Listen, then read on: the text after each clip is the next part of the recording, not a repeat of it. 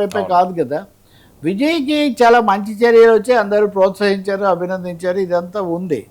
కానీ అదే సమయంలో కొన్ని విమర్శలు, కొంతమంది తనుగుడు, కొన్ని విమర్శలు ఉన్నాయి ముఖ్యమైనవి. మీకు దళపతి విషయం మనం ఎప్పుడు మాట్లాడుతున్నాం. ఇప్పుడు నిన్న రజనీకాంత్ విమానాశ్రయంలో నుంచి వస్తుంటే ఒక రిపోర్టర్ వెళ్ళి విజయ్ ముఖ్యమంత్రి అయ్యారు కదా, దీని మీద అని అడిగితే అని చెప్పేసి వెళ్ళిపోయాడు ఆయన. అంటే రజనీకాంత్ అంత ముందు కూడా ప్రభుత్వ ఏర్పాటు అప్పుడు ఆయన ఉత్సాహంగా గెలిచినప్పుడు విజయ్తో సహా అందరికీ ఆయన శుభాకాంక్షలు చెప్పాడు. ఇది గెలిచిన టీవీకే సభ్యులకు. ఆ తర్వాత అన్నా డిఎంకే మధ్య రాజీ కోసం కూడా కొంత ప్రయత్నం చేశాడు అని చెప్తారు. కానీ విజయ్ ముఖ్యమంత్రి అయిన తర్వాత ఆయన అభినందించింది లేదు. మరి విజయ్ ఆయన దగ్గరికి కూడా పోతుండొచ్చు, ఎందుకంటే చాలామంది దగ్గరికి పోతున్నట్టే. అంటే నేను చెప్తుంది పార్టీల సంగతి అలా ఉంచి పరిశ్రమ నుంచి కూడా కొంత రిజర్వేషన్ రజనీకాంత్ లాంటి వాళ్ళకు ఉన్నట్టే కనిపిస్తుంది. ఆయన అనేక సార్లు ప్రయత్నించి విఫలమైన, నేను ఒక్కసారి చెప్తే 100 సార్లు చెప్పినట్టే అంటుంటాడు. కానీ ఇక్కడ 100 సార్లు చెప్పాడు కానీ ఒక్కసారి కూడా ఆయన రాజకీయాల్లోకి రాలేదు. దీంతో ఒక సమస్య వచ్చింది.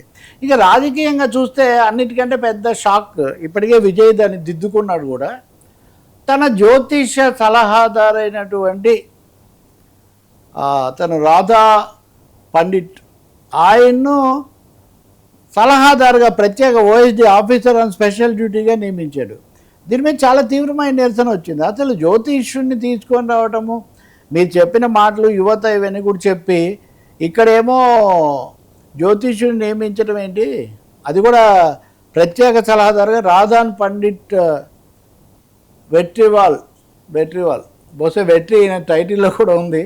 ఈ రాధాన్ పండిట్ వెట్రివాల్ అనే ఆయన్ను ప్రత్యేక సలహాదారుగా నియమిస్తూ మొదటి ఉత్తర్వు ఇచ్చారు. దీంతో అందరిలో విమర్శ వచ్చింది. ఒకటేమో వ్యక్తిగతమైన ఆయన తీసుకోవటం, రెండోది అసలు హేతువాదము, మానవీయత, సామాజిక న్యాయం ఇవన్నీ అంటున్నప్పుడు ఒక జ్యోతిష్యుడిని మీకు నమ్మకముంటే మీరు చెప్పించుకోవచ్చు, అది వేరే విషయం. కానీ ఇది సరికాదు అని వచ్చింది. ఈసారి వీసీకే, కమ్యూనిస్టులు, సిపిఎం అందరూ విమర్శించారు, సభలో కూడా విమర్శించారు. ఇప్పుడు ఈరోజు బల పరీక్ష అప్పుడు కూడా ప్రేమలత విజయ్, ఇంతకుముందున్న కెప్టెన్ విజయ్ భార్య, ఆమె మాట్లాడుతూ మేము ఆశించింది వేరే విషయము, బాగుంది, అవన్నీ బాగానే చేశారు, కానీ ఈ జ్యోతిష్ వ్యవహారం ఏంటి అని ఆమె కూడా విమర్శించారు. దాంతో విజయ్ రద్దు చేశాడు ఆ నియామకాన్ని. ఇది మంచిదే, ఎందుకంటే ఫీడ్బ్యాక్ తీసుకొని విమర్శ వచ్చినప్పుడు ఇప్పుడు నాకింత మద్దతు ఉందని కొనసాగించే బదులు అదే ఒకటి పక్కన పెడితే ఉదయనిధి స్టాలిన్ తీవ్రంగానే విమర్శ చేశాడు.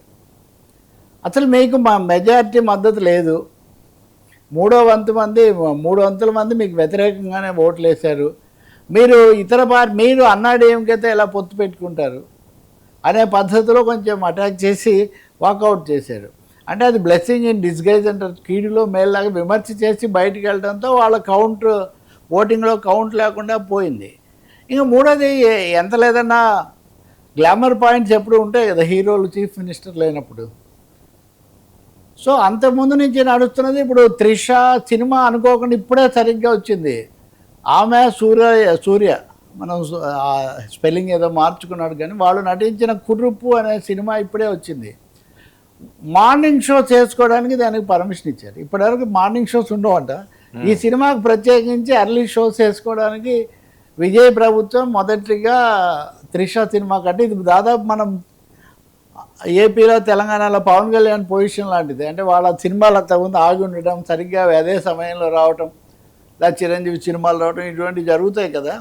సో ఇక్కడ త్రిష సినిమాకి ప్రత్యేకంగా ఈ అనుమతి ఇవ్వడంతో ఆ నిర్మాత విజయ్ బొమ్మ పెట్టి మరి మీ ప్రత్యేకమైన అనుమతి, దీనివల్ల మాకు చాలా ధన్యవాదాలు, కృతజ్ఞతలు అని చెప్పి ఆయన పెట్టారు.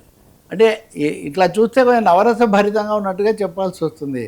కొన్ని విమర్శలు, చాలా ప్రశంసలు, ఊహించినంత ప్రోత్సాహం, సినిమాటిక్ టచ్ ఒకవైపు, ఇవన్నిటితో విజయ యాత్ర ప్రారంభమవుతుంది. ఒక మాట అన్నాడు ఆయన, విజిల్ శబ్దం విజయ్ శబ్దంగా మారి తమిళనాడు అంతా మార్మోగింది అని ఒక మాట చెప్పాడు. అది శాసనసభలో కూడా మార్మోగింది. ఇంకా సినిమా మొదలైంది, ఇంకా ఇప్పుడు మనం ట్విస్ట్లు టర్న్లు చూడాలి. ఎక్కువ భాగం ఇటువైపు మొగ్గుతూ ఉంది కథ, స్క్రిప్ట్ విజయ్కి అనుకూలంగా మారుతున్నట్టుగా ఉంది. సార్, అమరావతి వార్ తీవ్రం వైసీపీ దుష్ప్రచారం అని నారాయణ. అంటే అమరావతిలో మనం రోజు చర్చ చేస్తున్నాము.